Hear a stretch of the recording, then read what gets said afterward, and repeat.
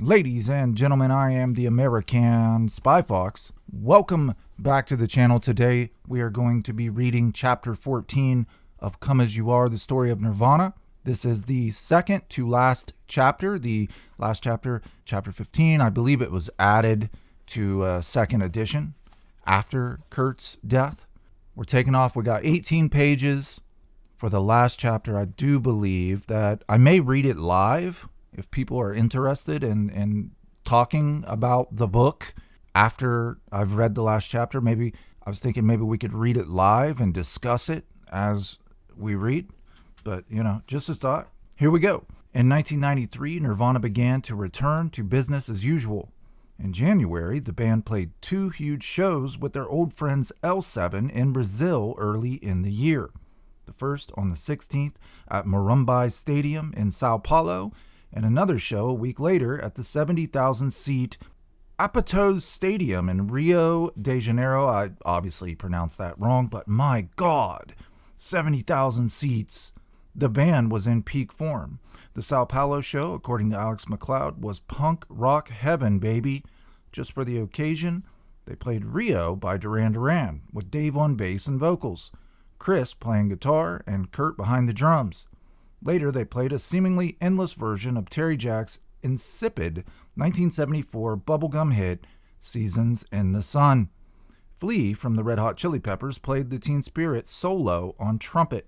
Back home, Kurt became his own publicist and personally arranged for interviews with The Advocate, a national gay magazine, and Monk, a roving magazine written by 2 guys in a Winnebago who travel around America and focus on a different city in each issue. The Advocate piece was a masterstroke. It encouraged Nirvana fans to buy a gay-oriented magazine, and it exposed the band to an audience that doesn't tend to go for rock bands like Nirvana. In the interview, Kurt mentioned that he had thought he was gay for a brief time in high school and added, "I'm definitely gay in spirit, and I probably could be bisexual." Somehow, that got translated by several major newspapers as well as the entire Gannett newspaper chain into a statement that he was a practicing bisexual and that, quote unquote, this was just fine with his wife. No, that would never happen. People wanting clicks and views or for you to buy their newspaper or their magazine, they would never misquote you and lie, would they? In February, Kurt designed a custom guitar for Fender, a cross between a Jaguar and a Mustang. A limited run for his use only was planned, but in the spring of 1993, a consumer edition was being considered. At the start of the 3rd week in February, the band traveled to Minnesota to record their new album with producer Steve Albini.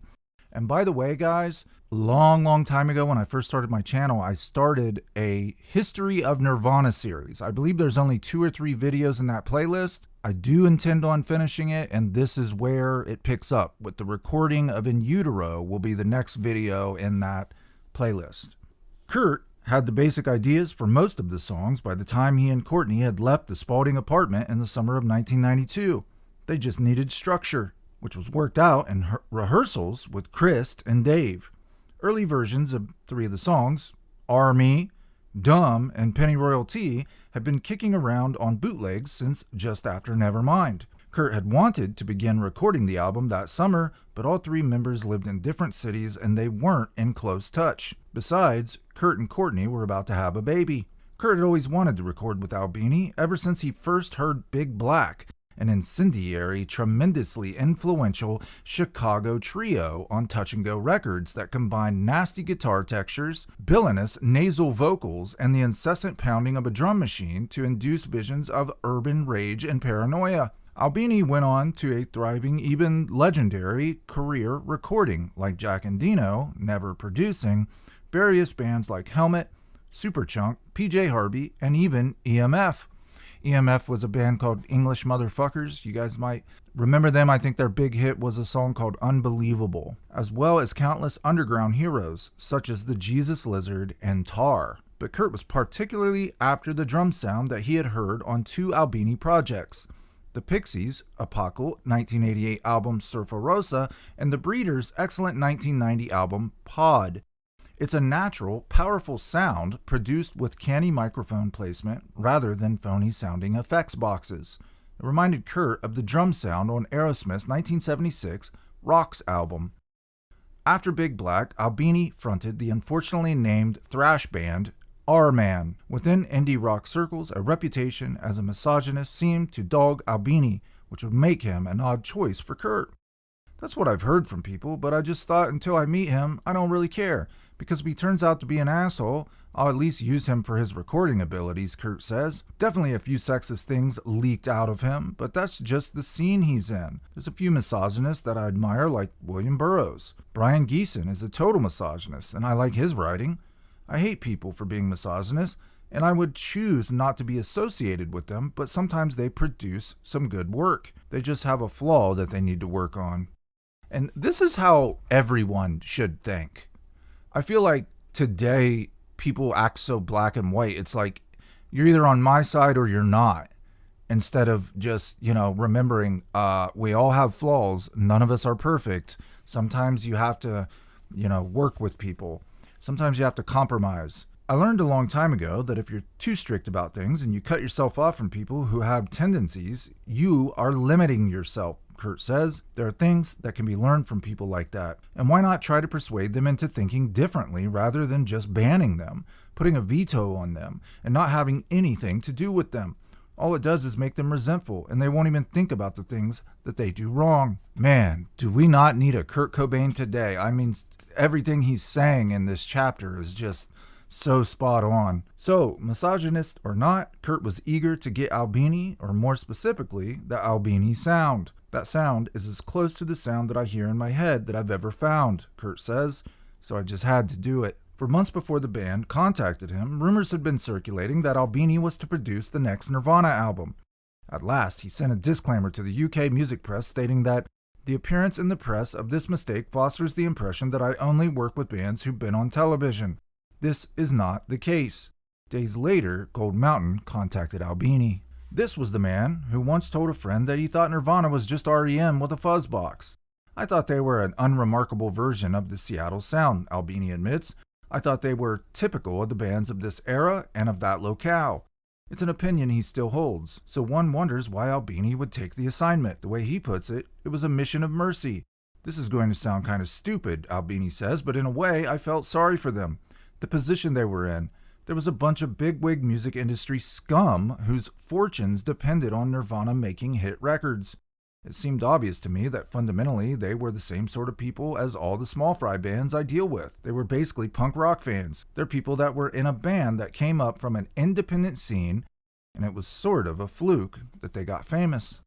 It seemed that they understood doing things the way I usually do them, and they would appreciate making a record like that, Albini continues.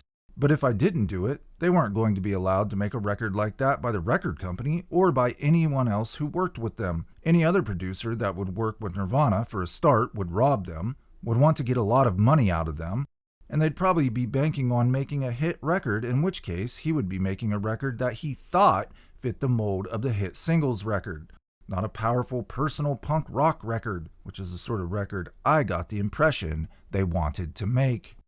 In addition to a $24,000 studio bill, Albini's fee was $100,000. But unlike virtually any other producer, Albini refused to take points, a percentage of sales on the album. That is very highly unusual. He could have made millions of dollars from this one record. I just think that taking points on an album is an immoral position. I cannot do it. I think it's almost criminal, says Albini. Anyone who takes a royalty off a band's record, other than someone who actually writes the music or plays on the record, is a thief. And I totally agree with Albini on that. Albini didn't want the album to sound anything like Nevermind. It sounds like that not because that's the way the band sounds, he says, but because that's the way the producer and the remix guy and the record company wanted it to sound.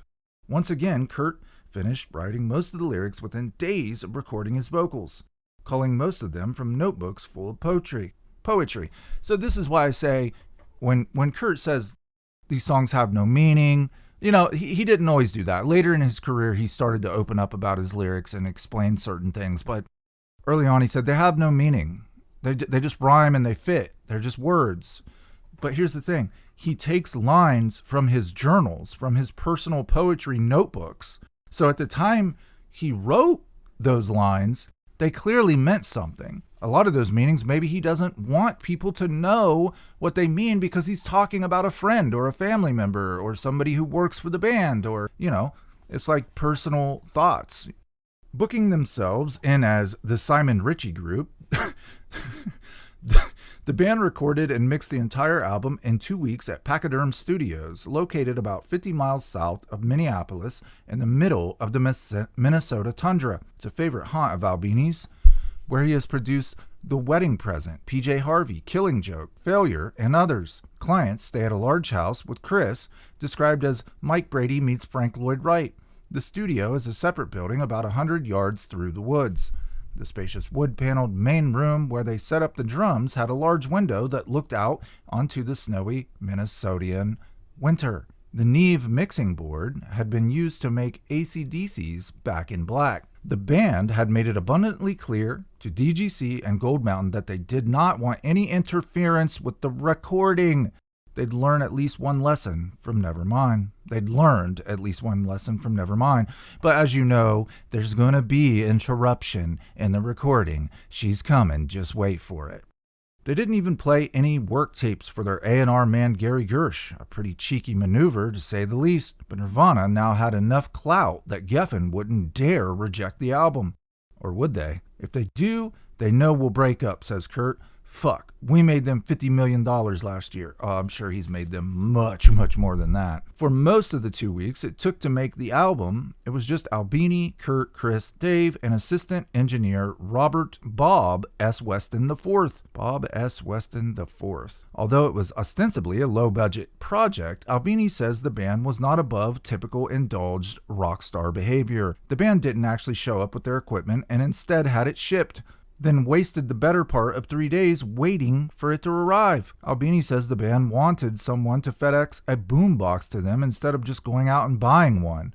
When Kurt began having trouble tuning his guitar, they wanted to fly in their guitar tech, Ernie Bailey. When you've got millions of dollars, maybe you go a little crazy and start doing stuff like that, Steve says. But once they actually started recording, it went very quickly, and they completed all the recording, basic drum, bass, and guitar tracks, guitar solos, vocals, in about 6 days. Kurt says they could have done the whole album in a week if they had really wanted to. They recorded live, meaning bass, drums, and guitar all at once, and kept virtually everything they laid down. Kurt added another guitar track to about half of the songs, then added guitar solos, then vocals. This time he didn't run out of cough syrup before it was time to sing. It was the easiest recording we've ever done, hands down, says Kurt, who had anticipated at least some disagreements with Albini. I thought we would eventually get on each other's nerves and end up screaming at each other. I was prepared to have to live with this person who was supposedly a sexist jerk, but he was surprisingly helpful and friendly and easy to get along with. Personally, Albini was pleasantly surprised by all 3 band members. Kurt is actually quite normal, Albini says. He's been through a lot, and you can tell that it's beaten up on him. He's kind of sallow and a little bit somber and melancholy, but I think he's melancholy because he's in a situation that he thinks is not as pleasant as it should be, considering all the attributes. He's got a lot of money, he's famous, he's in a successful popular rock band, so things should be going fairly easily for him, and they're not. That's a dichotomy that he's uncomfortable with, and I think he's coming to accept it. In my humble personal opinion, Gold Mountain was making a shit ton of money from Nirvana, and they should have invested in personal handlers, meaning bodyguards, at least one. Even if Kurt said, nope, don't want it, don't need it, I would have posted a guy up outside his house to follow him. That's how important he was.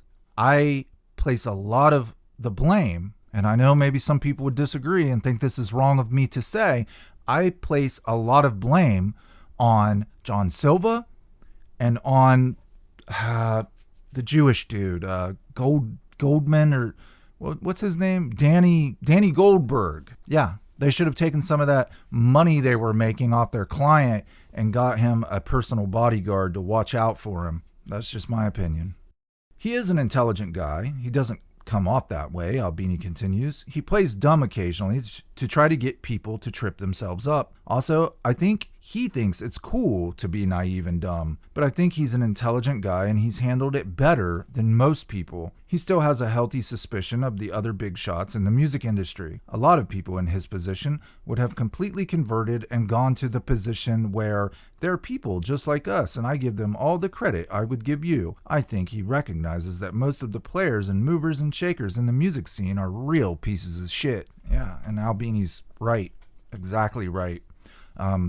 A Tool video that I'm writing, we're going to get into sort of the hangers-on, the people that are parasites in the music industry who you really don't even need them. They just fill roles because of, they're related to some record producer, or they're related to the guy who owns the record company, or they're friends of a friend of, a relative. There's all these people who get paid for these stupid positions that they think of that aren't even necessary for the health of the band. And Maynard Keenan speaks out on this topic in the upcoming Tool video. Probably the easiest guy to deal with of them all was Dave Grohl, Albini says. For one, he's an excellent drummer, so there's never any worry whether he's going to be able to play or not. His playing was rock solid, and probably the highlight of my appreciation of the band was watching Dave play the drums. He's also a very pleasant, very goofy guy to be around. Steve respected Chris as well. If he listens to something and he doesn't like it, Steve says, he will say that he doesn't like it. But he's adult enough that he can say, well, this is the sort of thing that might grow on me. I'll let it sit there for a while before I veto it. Albini also feels that Chris has to do a fair amount of mopping up. Like if Kurt doesn't know how to plug in his guitar and tune it, for example, and Chris does, he doesn't make a big deal about it, Albini says. Chris will just run in there and take care of it. As Albini himself insists, he's more of an engineer than a producer. He gets sound rather than arrangements. So although he had his own opinions, Albini encouraged the band to decide what was a good take and what wasn't. If he would have had his way, the record would have turned out way raunchier than it did, Kurt says. He wanted to mix the vocals at an unnecessarily low level. That's not the way we sound good. I would agree with that. I think that Kurt Cobain, his voice was so unique and so awe-inspiring that he could have sung anything. And as long as you could hear his voice clearly, it would have been a good song. So yeah, Kurt's totally right. The vocals should not be unnecessarily at a low level. Albini was confident that Kurt knew what he was doing. Generally speaking, he knows what he thinks is acceptable and what isn't acceptable, says Steve. He can make concrete steps to improve things that he doesn't think are acceptable. After the fact, when he's in a vacuum, when he's back at home, occasionally he gets a little too overcritical and introspective about things. But while he's actually doing it, he's very efficient. The idea was to go for a natural sound. The last Nirvana album, to my ears, is sort of a standard hack recording that has then been turned into a very, very controlled, compressed, radio-friendly mix, says Steve. That is not, in my opinion, very flattering to a rock band. The all-important drum sound was achieved with virtually no electronic chicanery, just a lot of microphones placed around the room to pick up the room's natural reverberance. If you've got a good drummer, a good drum set, and a good-sounding room, you're home free. Dave Grohl's an amazing drummer, says Albini. If you take a good drummer and put him in front of a drum kit that sounds good acoustically and just record it, you've done the job. Kurt's vocals also had few effects. Instead of electronically distorting the vocal tracks to make it seem like they were done in a nice resident room, Albini simply recorded the sound of someone singing in a nice resident room. On the last album, there was a lot of double-tracked vocals and stuff, which is a hack production technique to make vocals sound special, Albini says. It's been done so much over the last 10 years that to me, that now sounds ordinary. That's now a standard production trick. To hear just the sound of a guy singing in a room, which is on the new album, it's just one take of Kurt singing in a room. That sounds so different from what else is out there that it sounds like a special effect. In Utero is the equivalent of an acoustic album, but it gets back to the basics in a way that isn't as forced and obvious as the unplugged trend. This is Nirvana's version of the stereotypical indulgent follow-up album. They're doing exactly what they've always dreamed of doing. Usually that means 2 double-length CDs full of filler and overinflated wankery, the budget ballooning with university marching bands, legions of chanting Giotto monks, and months of time wasted in the studio. Instead, Nirvana recorded the follow-up to a quadruple platinum album in 2 weeks on a vintage 24-track analog board. Of course, some would say they made a low-budget album out of some sort of indie rock guilt complex. We didn't make a raw record to make a statement at all, to prove that we can do whatever we want, Kurt insists. That's exactly what we've always wanted to do. That's how we always wanted to sound. Many have contemplated such a move, but no one has ever actually done what Nirvana did. Kurt covers himself, though, because even the most new wave songs have hooks. The spiraling, ascending riff on Scentless Apprentice, the wrenching Zeppelin-esque breaks in Milk It, and as far as modest recording strategies go, Nirvana was not the only one. A low-tech, low-profile approach had already begun sweeping, or rather re-sweeping, underground rock in the early 90s, as a reaction against the cold digital CD and the cynical, greedy way it was foisted on the public, and as a cost-cutting measure. Nirvana favorites such as Pavement became proponents of chimp rock or no-fi, as this crude approach to recording became known. Ever with their eyes on the horizon, Sonic Youth purposely recorded their Dirty album, 1991, with plenty of distortion and at a lower than usual tape speed for even lower fi. The approach isn't confined to cheap equipment or primitive recording techniques.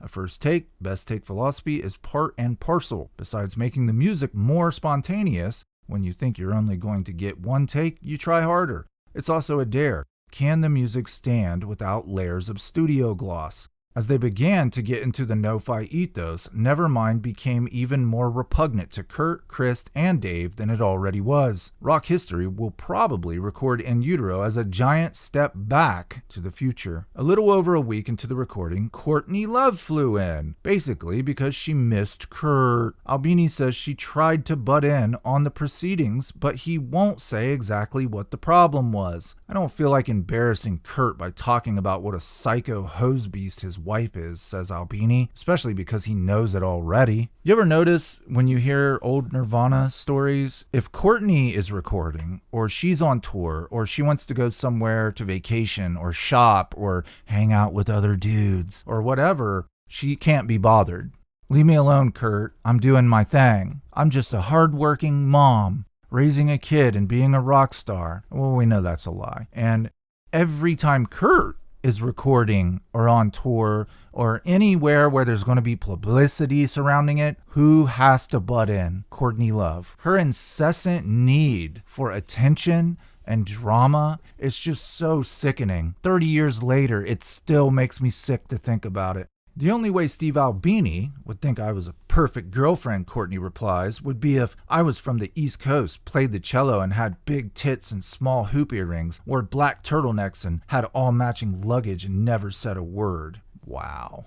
Talk about prejudice, talk about discriminatory, talk about bias, talk about just, man, she is just, she's just so terrible in every flawed way that a human being could be flawed. Every character trait that could be bad, she possesses it. I feel like there's got to be a word that means the same as misogyny, only, it's a woman hating a man.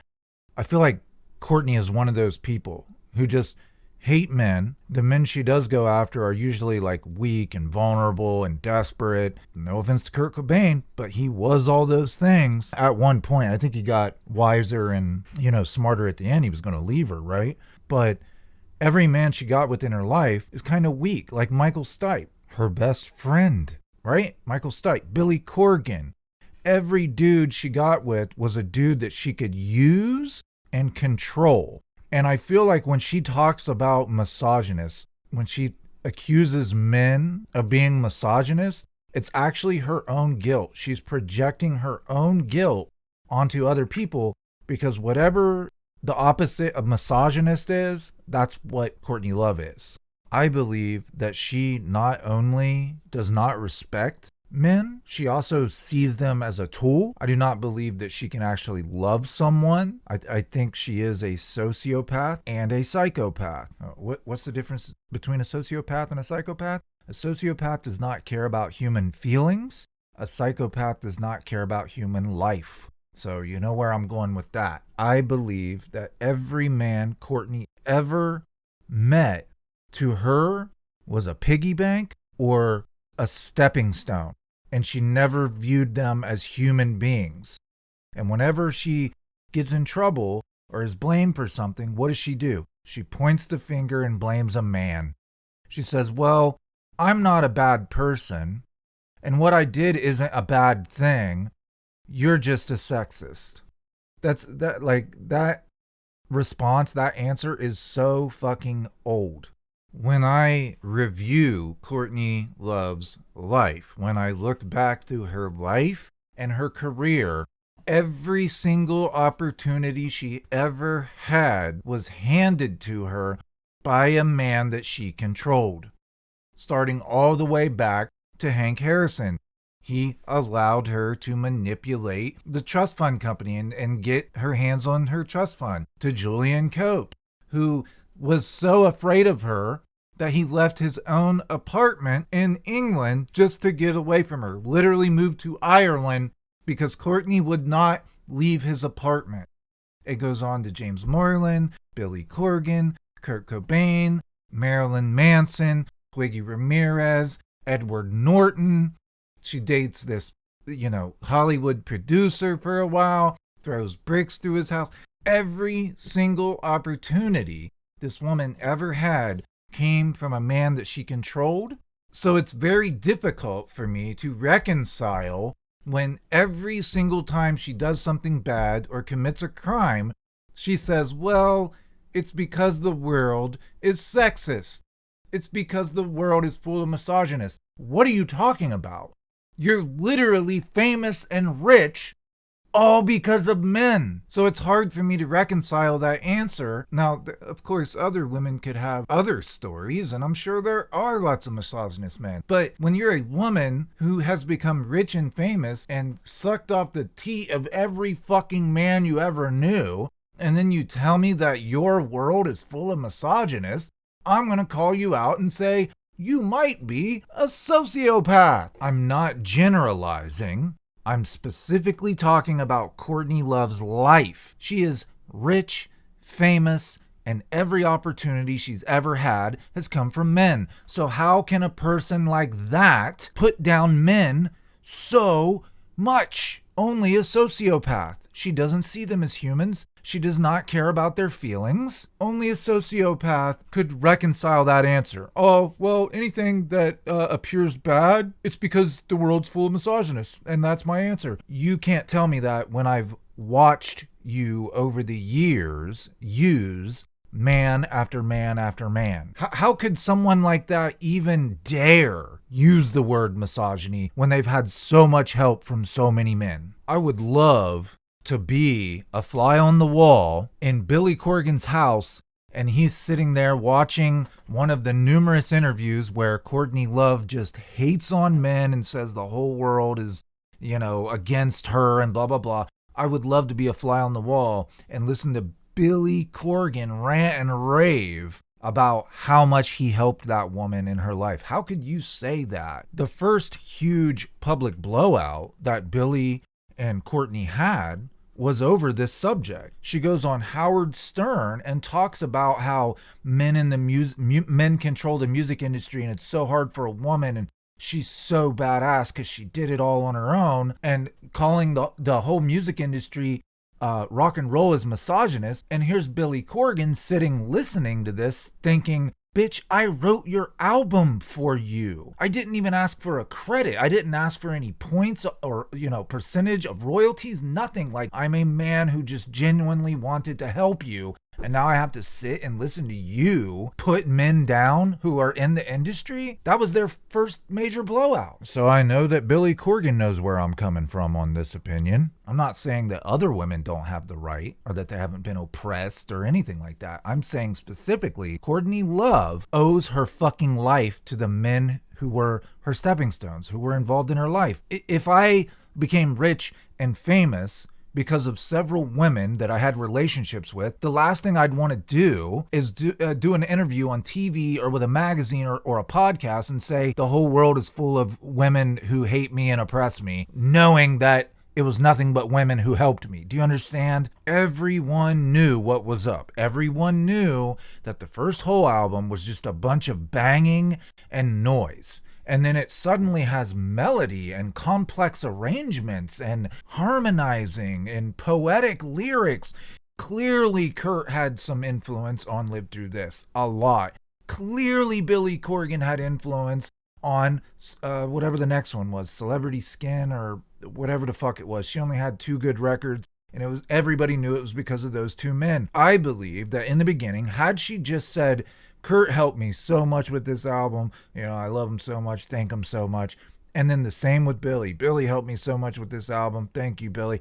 I think people would have accepted that and been okay with it. But because she tried to lie to she not only tried to lie to our faces and say that they had nothing to do with it, she also puts them down at the same time. I truly, wholeheartedly believe that had she just given credit where credit was due, people would have respected her as a musician, even though she's not one, and she would not even be half as hated as she is today. All she had to do was give a little bit of credit to the right people, and she would have been a much more loved character, especially when we live in a time where men and women have never been more equal in any other history in any other country.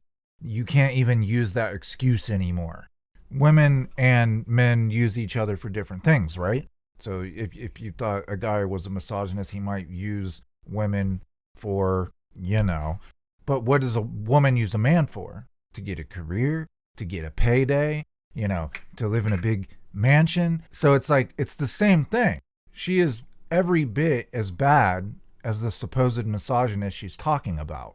Courtney and Dave got into a huge spat, but no one will talk about it. More than likely, Courtney, who can't even play a guitar or drums or anything, was probably telling Dave how to play the drums. It's like, get out of here, man. Let us finish our work. I just watched somebody posted in the United States of Kurt Cobain, the Facebook group the other day. Somebody posted footage from an old Hole tour, and Kristen is tuning up. There's something wrong with her microphone. Eric and the drummer are messing around, and it's just Courtney. And she's like, I don't even know what to call it. She's not singing yet. She's not talking. It's kind of like somewhere in between. It's just gibberish, and she's just touching the strings with her pick. And it musically makes no sense. Like, she's singing by herself, trying to play this solo song, not even playing chords, not even playing notes. It's like she's palm muted the strings and she's just striking the strings, making different noises and acting like it's genius. And I'm just like, no. It's because she can't play guitar. Like, if you leave her up there by herself, nothing's going to make musical sense. Anyway, I've kicked that horse to death a time or two. The mixing was done in under a week, quick by the band's standards, but not for Albini, who was used to mixing an entire album in a day or two. If a mix wasn't working out, they'd all goof off the rest of the day and do things like watch the complete series of David Attenborough nature videos or go in for a little pyromania. I like those old Dave Attenborough nature documentaries. Steve was really into lighting his ass on fire, says Kurt. He'd pour rubbing alcohol on his ass and light it on fire. He likes to do that. Chris spent most of his spare time working on a magazine article about his latest visit to Croatia. What this sounds like to me is at some point, Chris was commissioned to write an article for a magazine about his home country when he went there on tour with Nirvana. That's interesting. I'm going to try to find that, see if it exists on the internet. At one point during the recording, Kurt drew a simple but evocative caricature of the band on a drumhead. When you see Kurt do something like that, you think about the way Kurt writes songs, Dave says. They're so simple and so to the point and so right. Something that would take me an hour to explain, Kurt would sum up in 2 words. That's something he has that I've never seen in anyone else. They also use their spare time to make prank phone calls and record them for later delectation? That's a weird word. I've never read that in any book ever, but apparently it's a real word. Delectation. It's for their own delight, I guess, for their own humor. Kurt had gotten a message from Gold Mountain that Gene Simmons from Kiss wanted to talk to him.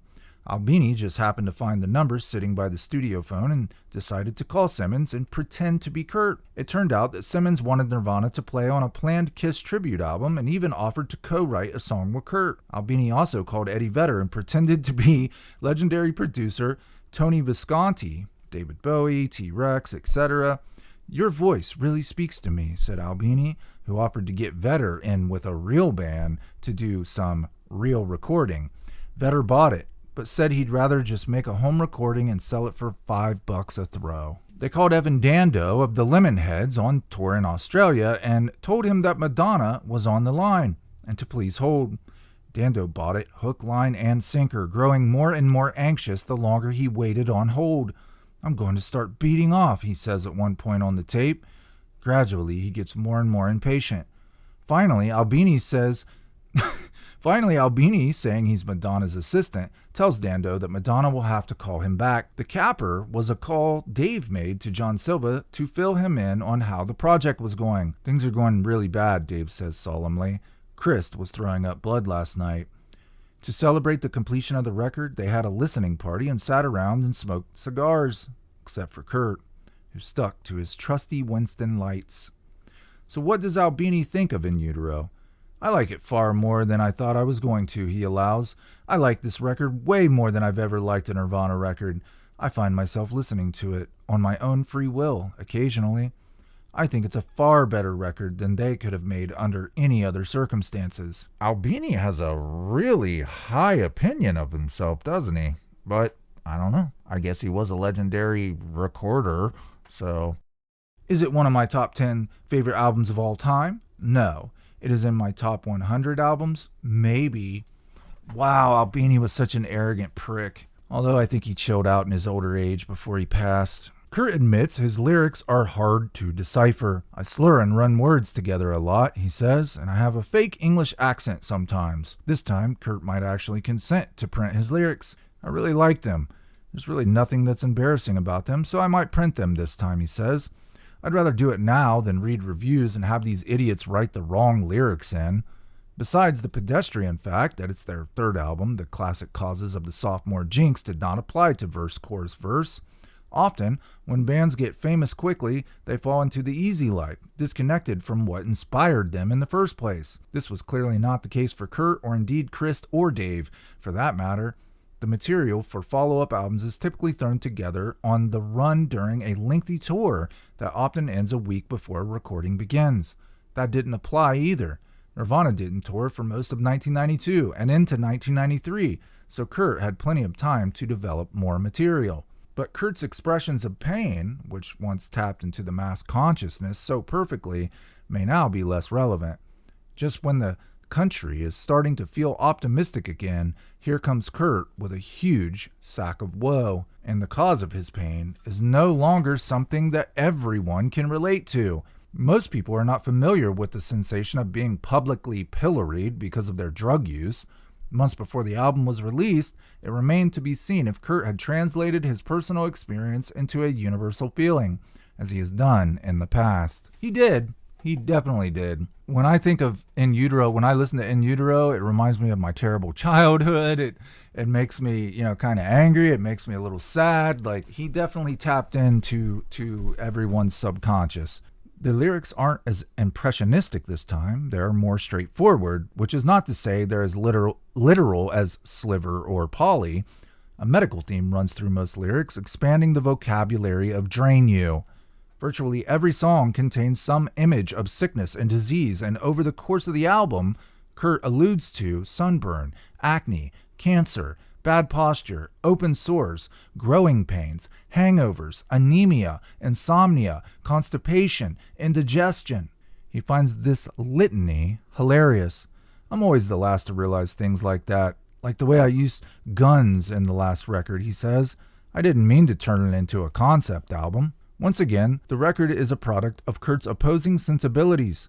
On the one hand, as Courtney says, he chews bubblegum in his soul, but that deeply held pop instinct has an equal and opposite reaction. Sometimes he may be his own worst enemy in terms of thinking something is too hooky or too poppy, says Butch Vig. "I think maybe that's one of the reasons they wanted this new record to be really intensely brutal sounding. The music reflects some powerful opposing forces in Kurt's life: the rage, frustration, and fear caused by his and Courtney's various predicaments, and the equally powerful feelings of love and optimism inspired by his wife and child.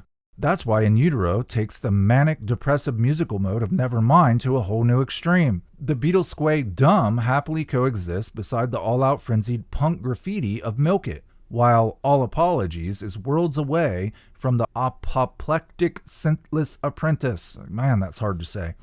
It's as if Kurt has given up trying to meld his punk and pop instincts into one harmonious whole. Forget it. This is war. Amazingly, Kurt denies it to the bitter end. I don't think of it as any harsher or any more emotional than the other two records, Kurt says. I'm still equally as pissed off about the things that made me pissed off a few years ago. It's people doing evil things to other people for no reason, and I just want to beat the shit out of them. That's the bottom line, and all I can do is scream into a microphone instead, he adds, laughing at the futility of it all. Kurt had a little more time to work on the lyrics for In Utero than he did for Bleach or Nevermind. I swear the lyrics I wrote on the last two albums were so rushed, Kurt says.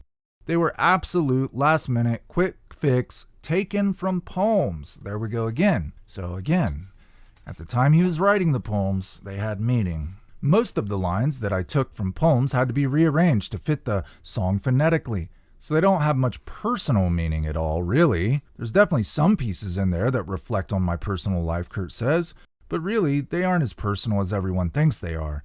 I would like them to be more personal. The emotions, the songs themselves are personal. I can't do it. I've tried to write personally, and it just doesn't seem to work. It would be too obvious. Some things that you could read in could fit into anyone's life that had any amount of pain at all. It's pretty cliche. Of course, it isn't cliche. It's just that, once again, Kurt rightly won't reveal just how personal this album is, if only to encourage different interpretations. That's another thing is, musicians don't want to rob the listener of their own personal meaning. If a song really touches you somewhere deep down, it's something that you feel and it makes you think of whatever it makes you think of. So if musicians went around telling the meaning of their songs, it might rob you of that experience, and they don't want to do that. They want you to take it and make it your own. But then Dave acknowledges that the lyrics are loaded with personal meaning. I guess just knowing what has happened in the past 8 months and listening to some of the lyrics and knowing what they're pertaining to is kind of strange, Dave says, because there's a lot of spite, a lot of fuck you, and a lot of I've been fucked over, and a lot of lines that refer to money or legalities or babies. It's intense, but at the same time, it just seems like Kurt feels like he's backed up against the wall and he's just going to scream his way out. A lot of what he has to say is related to a lot of the shit he's gone through. And it's not so much teen angst anymore. It's a whole different ball game. Rock star angst. At the same time, the lyrics are similar to the first demo they'd done. You guys, this is something, again, I'm going to talk about in the upcoming Tool video, but back when I was in high school and I'm idolizing all of these musicians, I would see them in interviews on MTV and VH1 and whatever that Canadian channel was, and reading their interviews in magazines, and I would think, why are these guys so angry? Why are they so pissed off? Why are they so cynical? Why are they so sarcastic? I didn't realize the kind of parasites that were swarming around them every day. Recently, it kind of all came together listening to Maynard Keenan of Tool explain the 90s music scene. And then I realized, oh, okay, that's why they acted that way. They weren't in a perfect situation that we all thought they were. Yeah, it's great on one hand, but you had to deal with a lot of people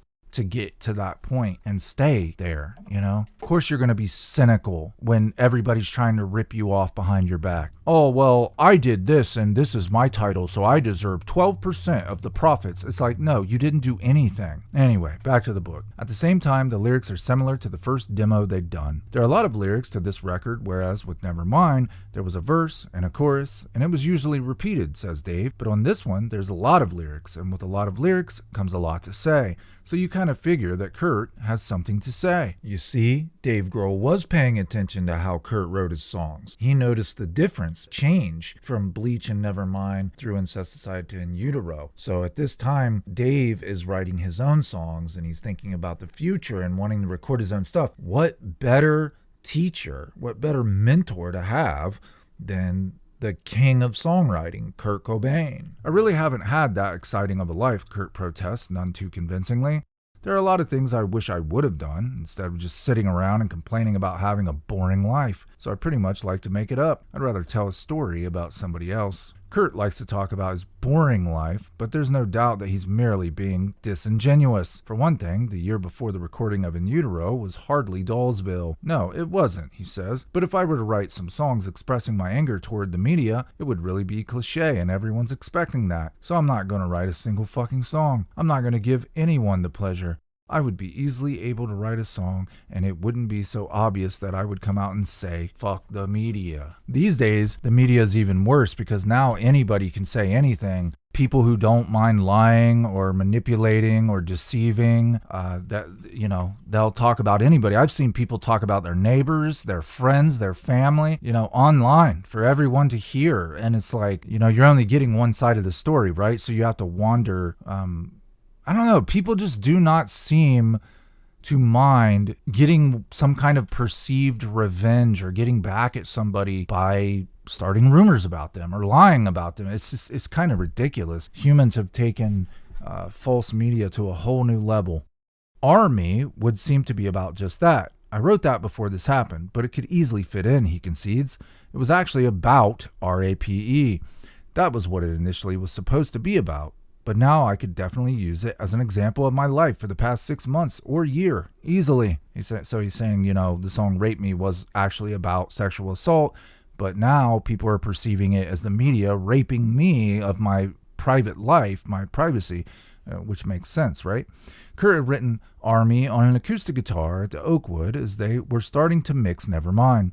Although the song addresses an issue that Kurt has long felt strongly about, it has certainly taken on a new cast since the savaging he and Courtney endured. It seems to be addressed to all the journalists who assailed the couple, all the fans who bothered Kurt for his autograph, all the people who wanted to squeeze whatever they could out of Kurt and the band without thinking about the personal toll it was taking. Yeah, it could.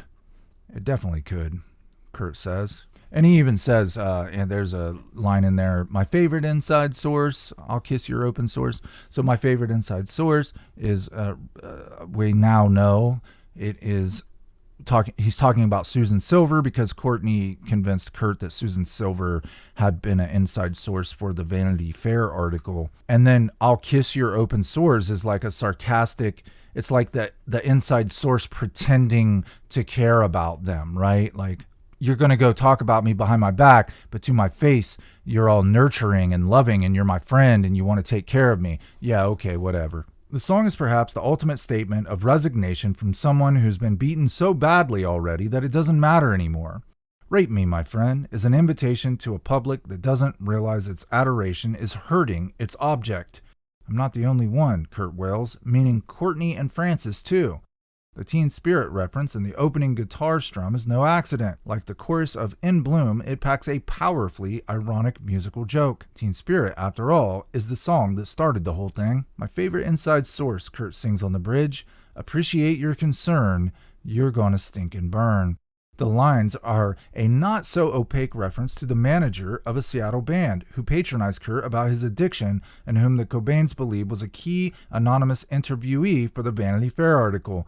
They even sent the manager a Christmas card last year that read, to our favorite inside source. Wow! I did not know that this was in this book. Do you guys remember I made a video speculating that the inside source was Susan Silver because an interview she did in the book Everybody Loves Our Town, a brief oral history of grunge, she is interviewed and she says, Courtney and Kurt called me an inside source for Vanity Fair.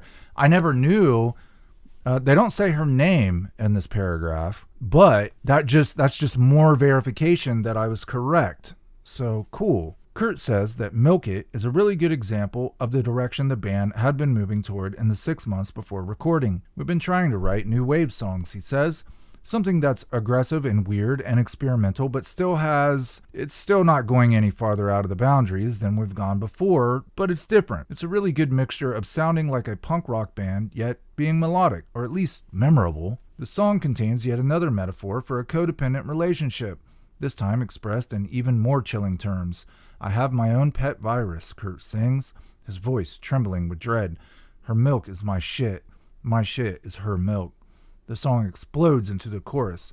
Dull steak, test meat. At once nonsensical and hellish, delivered in burst of hysterical rage. I just tried to use a medical theme, viruses and organisms and stuff, Kurt says of the lyrics. Just wordplay, images, but surely it's not just wordplay or images. Kurt couldn't just sing a page out of the phone book with the same passion and conviction. Yeah, I could, he insists. That's practically what it is. That's what those lyrics are. But I think they're written cleverly enough. I like them enough to where I'm not embarrassed to sing them. In general, it's about my battle with things that piss me off.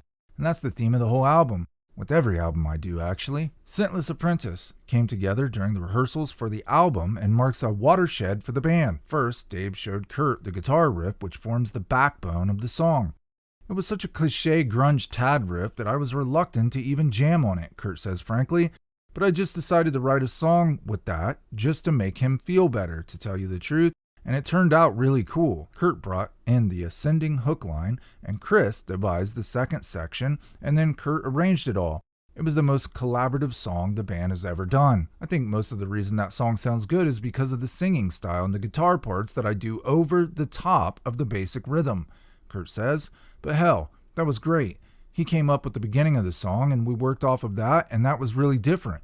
We've never done that before. They split the music royalties evenly.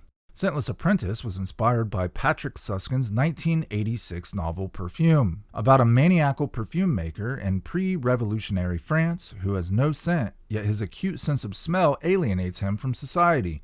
Perhaps this is a character Kurt can relate to. Yeah, more so a few years ago, he says. I felt like that guy a lot. I just wanted to be as far away from people as I could. Their smells disgusted me, the scent of human. Although it's an identical sentiment, the hysterically screamed chorus of the song, Go Away, makes the new wails of Stay Away sound mighty tame in comparison. Kurt explains Heart-Shaped Box by saying, every time I see documentaries or infomercials about little kids with cancer, I just freak out. It affects me on the highest emotional level, more than anything else on television. Anytime I think about it, it makes me sadder than anything that I can think of. Whenever I see these little bald kids, he stops and pauses for half a minute as his face reddens and his eyes well up with tears. It's just really sad, he finally manages to say. Kurt came up with Heart-Shaped Box at the Spalding apartment, where Courtney had laid out her extensive collection of heart-shaped candy boxes in the front room. Kurt has always liked heart-shaped boxes too, but he insists they don't have much to do with the song. Most of the lines in it are just from different poems anyway, he says. I just thought they painted a good picture, every line. But the basic idea of the song is about little kids with cancer. He forgot about the song for a while, then picked it up again at the Hollywood Hills apartment. The band tried it out several times, but nothing came of it. I was just so tired of them relying on me to come up with everything all the time, Kurt says. During those practices, I was trying to wait for Chris or Dave to come up with something, but it just turned into noise all the time. But one day, they were jamming on some ideas when Kurt decided to give the song one last try. I just all of a sudden wrote the whole song as we were jamming on it, he says. I came up with the vocal style instantly, and it just all flowed out real fast. We finally realized that it was a good song. Despite Kurt's emotional description, the song seems not to be about little bald-headed kids with cancer at all. It seems to be about Courtney. Meat-eating orchids forgive no one just yet, and I wish I could eat your cancer when you turn black would appear to refer to his wife's storm cloud disposition, while lines like throw down your umbilical noose so I can climb right back and being locked inside your heart-shaped box describe an almost horrific dependency. But the biting sarcasm in the chorus shows signs of an imminent psychological jailbreak. Hey, I've got a new complaint, Kurt sings, forever in debt to your priceless advice. And Courtney was known for always believing she had the right advice for everyone. Kurt does project and cultivate an Arab childlike vulnerability and naivety which can coax others to coddle him. Decay Records' ethos may be an inspiration for that air, but it may also be a way of rationalizing it. The members of the band, and Kurt very much in particular, have become very dependent on others to insulate them from the realities of their career, attracting the inevitable coterie of hangers-on from the press, radio, and other media who somehow feel charged to protect the band, proud of their possession of closely held secrets. Sure, they're helping Kurt by shielding him from the cold, cruel world. Then again, Kurt has always had someone who would take care of him, from Wendy to Tracy to Chris and Dave to Courtney. I don't think Wendy took very good care of him. I think that was a major part of his emotional instability was, if your own mother rejects you and then your father rejects you, you're going to be left feeling very vulnerable and have very low self-esteem. I experienced that myself. I can say this 100%. It takes a person a very long time to get over the fact that their own parents do not love them. I think if Kurt had lived, by now he would be good. He would have, at a certain point in your life, you become dad, right? And you forget about dad. It's like, okay, now I'm the dad. And you don't really think about your parents anymore. I think Kurt, if he just lived longer, I think he would have been fine. Serve the Servants is a typical smattering of different themes. One of them is the aftermath of Nirvana mania, beginning with the opening lines. Teenage angst has paid off well.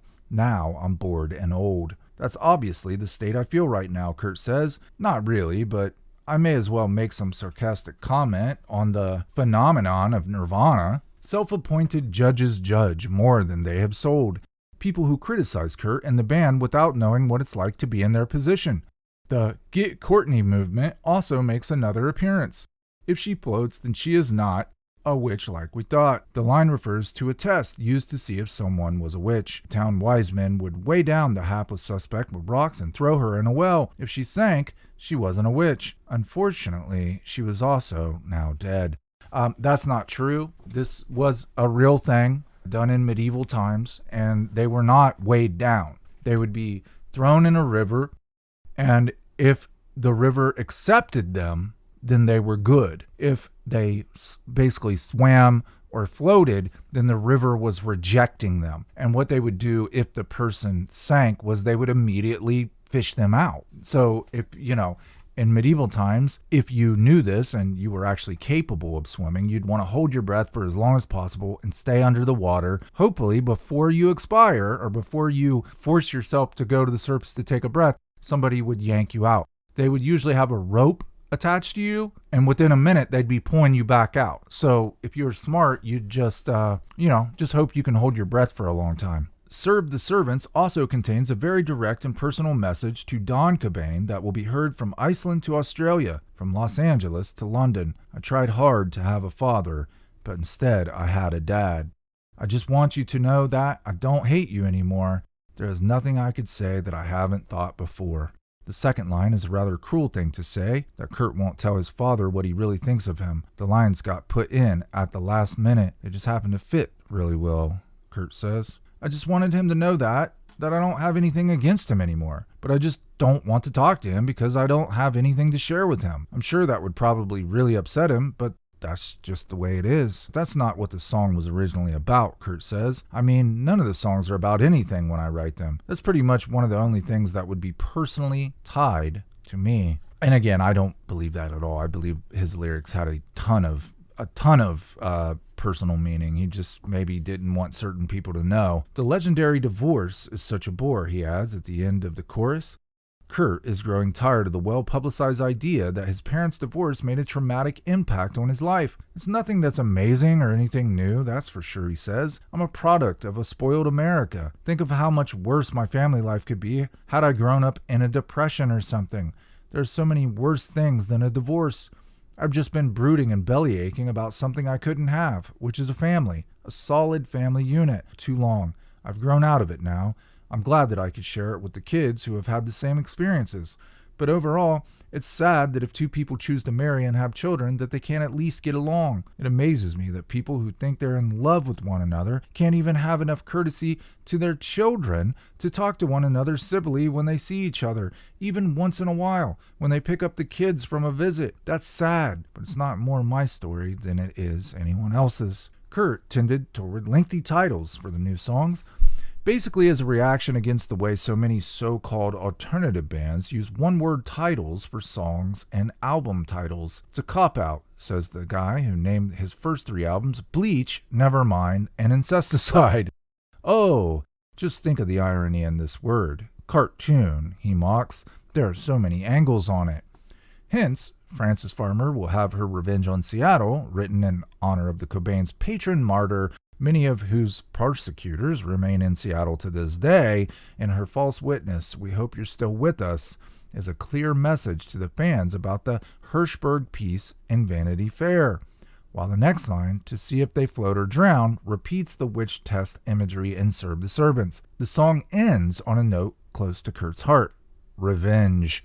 She'll come back as fire to burn all the liars, leave a blanket of ash on the ground. I guess that's my way of letting the world know that bureaucracy is everywhere, and it can happen to anybody, and it's a really evil thing, Kurt says. The story of Frances Farmer is so sad, and it can happen to anybody, and it almost felt at a time that it was happening to us. So there is a little personal part, but it's mainly just exposing the Frances Farmer story to people. Seattle is supposedly this perfect utopic place, says Kurt. Judges and heads of state were part of this conspiracy to put her in a mental institution, give her a lobotomy, and she was gang-ard every night she was there, and she had to eat her own shit, and she was branded a communist because she wrote a poem when she was 14 entitled God is Dead. That's totally true.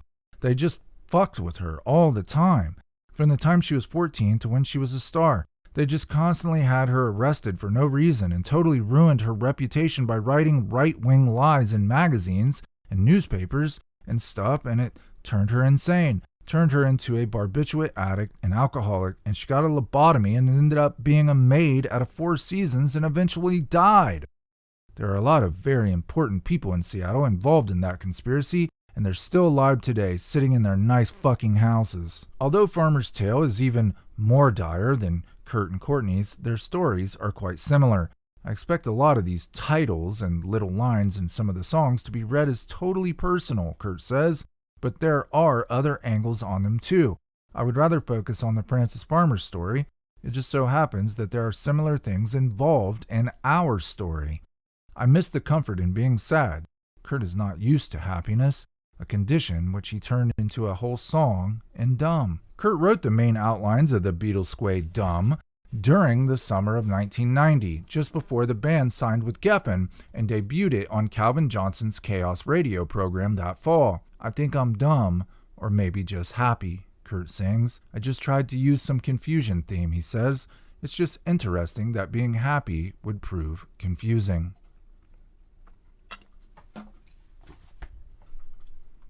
Although it was written long before the fact, the verse which goes, My heart is broke, but I have some glue, help me inhale and mend it with you, we'll float around and hang out on clouds, then we'll come down and have a hangover, makes for a good synopsis of his and Courtney's months in the drug wilderness.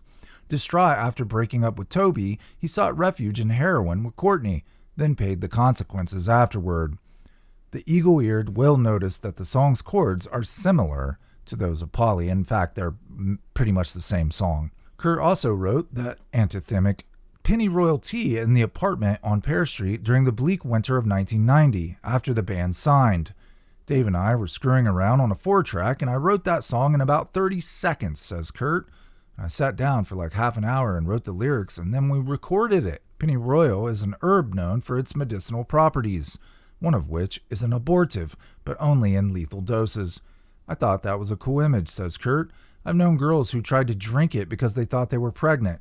It's a cleansing theme where I'm trying to get all my bad evil spirits out of me, and drinking pennyroyal tea would cleanse that away. You have to drink gallons of it, and I heard it doesn't work very well.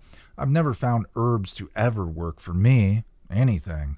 Ginseng and any of that other shit is all a bunch of hippie left-wing fascist propaganda. This was a very interesting statement to me, because here we see the very progressive, liberal, left-wing Kurt Cobain calling the hippie far left fascist. Kurt understood that any extreme can become fascist, whether it's on the right or whether it's on the left. He was more of a center-leaning left kind of guy. And today he would be considered a complete conservative, because the left has gone so far left that the entire stratum has moved. The entire spectrum has stretched.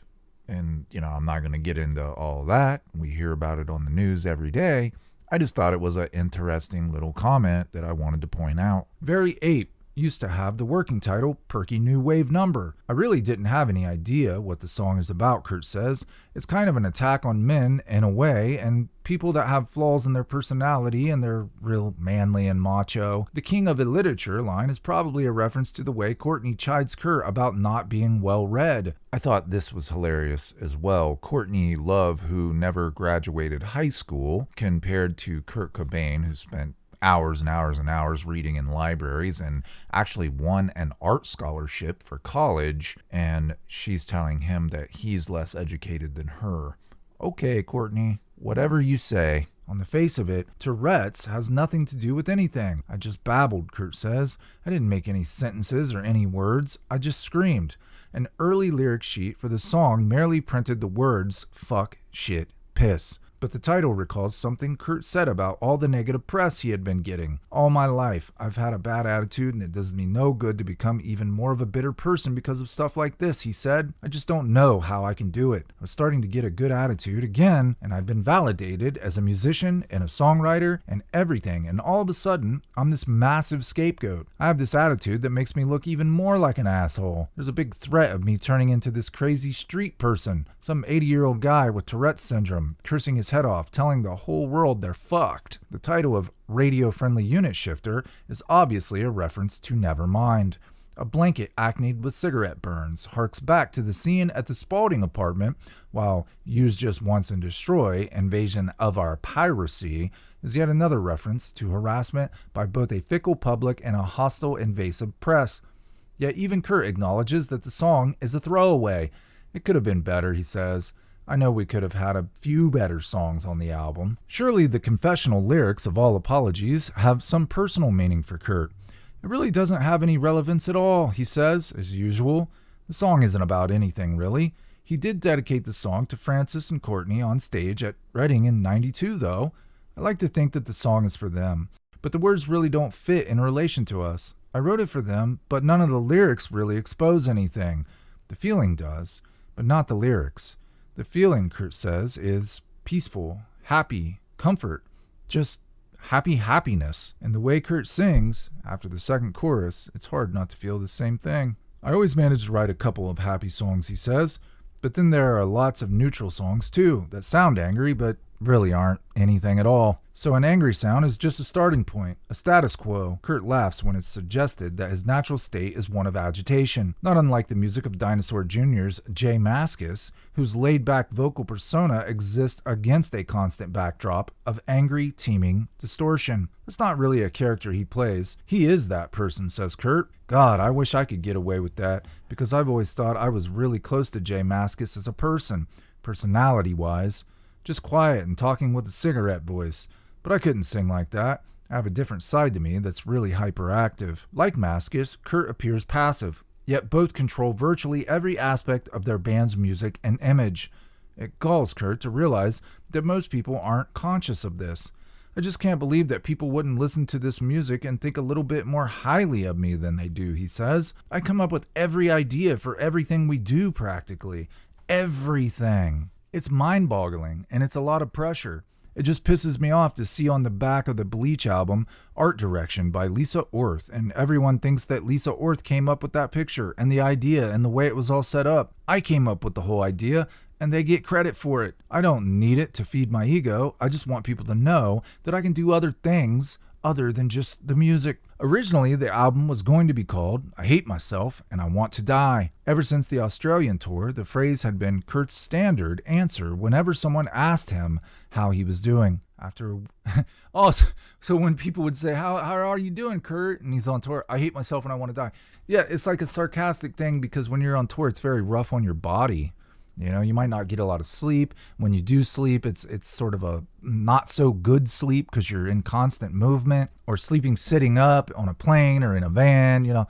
So yeah, a lot of people say that touring is very rough on the mind and body. So let's start that again. Ever since the Australian tour, the phrase had been Kurt's standard answer whenever someone asked him how he was doing. After a few weeks, the title was ruled out. That's pushing it too much, Chris says. Kids would commit suicide and we'd get sued. Wow, that's very interesting that Chris said that. Okay. Kurt meant the title as a joke. I'm tired of taking this band so seriously and everyone else taking it so seriously and trying to read into things, he said. Basically, that's what all our songs are about. Confusion. And I hate myself and I don't want to live. So I thought it was really appropriate. Then the title was changed to Verse, Chorus, Verse, which in my opinion, the best Nirvana or even like grunge documentary on YouTube is called Verse, Chorus, Verse. I don't know who made it. I know it's been on YouTube for probably 10 plus years. I don't know who put it together, but if you haven't seen it, you should really check it out. I believe it's just simply titled Verse, Chorus, Verse. And it may have been, like a VHS tape that I just didn't see when I was a kid. Maybe it wasn't a YouTuber who made it. I'm not sure.